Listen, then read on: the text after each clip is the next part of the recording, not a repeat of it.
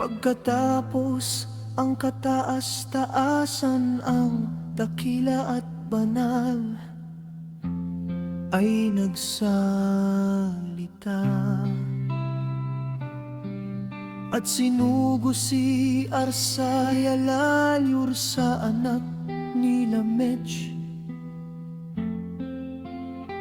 na sinasabi, sabihin mo sa kanya sa aking pangalan, magkubli ka.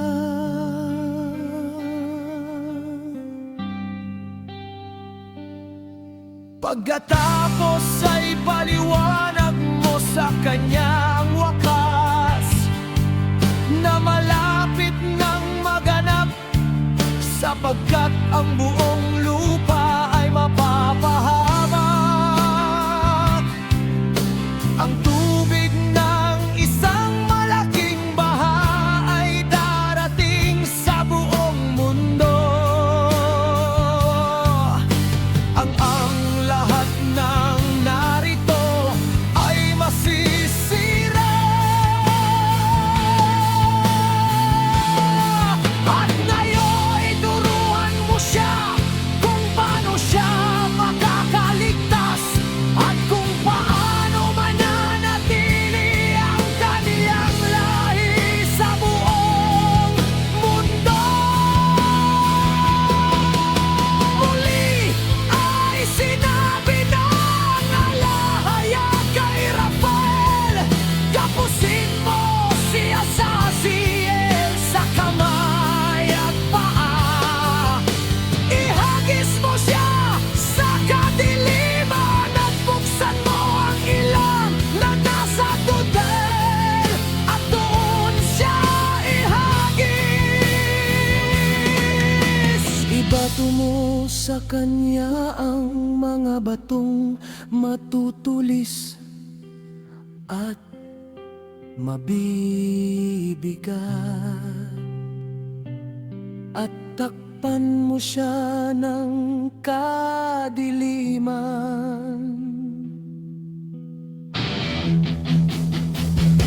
Mananatili siya roon magpakailanman. Takpan mo ang kanyang mukha upang hindi siya makakita ng liwanag. At sa dakilang araw ng paghuhukom, ihagis siya sa apoy. Iyong ibalik sa dating kalagayan ang lupang sinira ng mga anghel, at ipahayag mo rito ang buhay upang ito'y aking muling pasiglahin.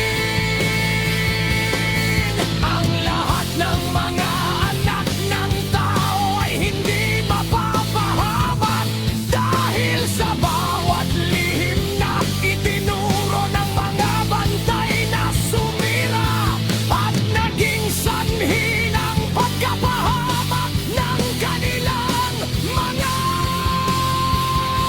supling. Ang buong lupa ay nasira dahil sa mga itinuro ni Azaziel. Sa kanya nga ibigay ang buong kasalanan. Kay Gabriel naman ay sinabi ng alahayag,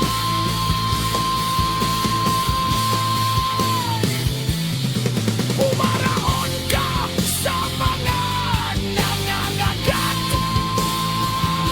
sa mga suwail, sa mga anak ng pakikiapid, at buksain mo ang mga anak ng pakikiapid, ang mga supling ng mga bantay mula sa mga tao.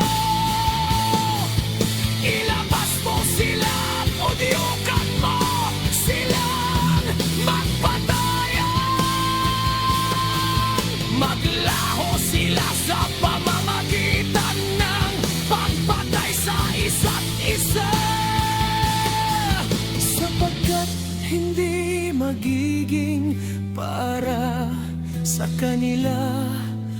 mahabang araw.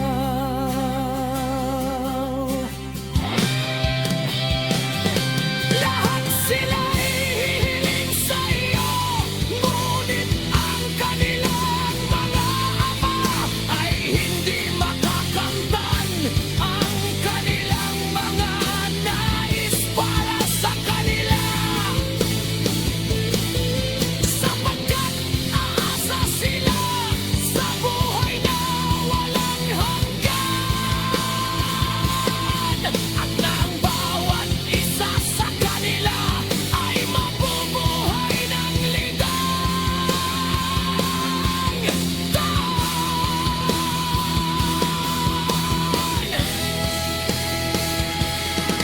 Kay Miguel naman ay sinabi ng Aprila.